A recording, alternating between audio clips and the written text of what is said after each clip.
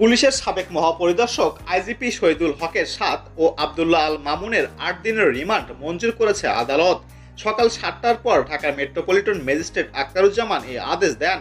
সকাল ৬টা ৪৫ এই দুই সাবেক আইজিপিকে আদালতে আনা হয়। এ সময় মামলা সুষ্ঠু তদন্তের স্বার্থে তাদের ১০ দিনের রিমান্ডে নিয়ে আবেদন করে পুলিশ।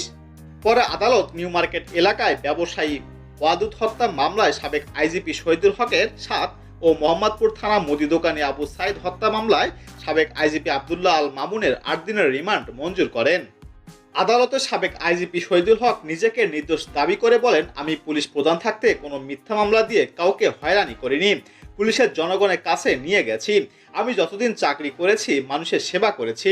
আমার বিরুদ্ধে করা অভিযোগ আনা হয়েছে তার কোনোটিই সত্য নয়। আমি সম্পূর্ণ নির্দোষ। অপরদিকে রিমান্ড শুনানির সময় আদালতে কোনো কথা বলেননি সাবেক আইজিপি চৌধুরী আবদুল্লাহ আল মামুন। আদালতের এজলাস কক্ষের কাঠগড়ায় দাঁড়িয়ে আইনজীবীদের বক্তব্য শোনেন তিনি। এ সময় পুলিশের হেলমেট পরিধেয় অবস্থায় তাকে দেখা যায়। তবে শুনানির এক পর্যায়ে হেলমেট খুলে ফেলেন শহীদুল হক।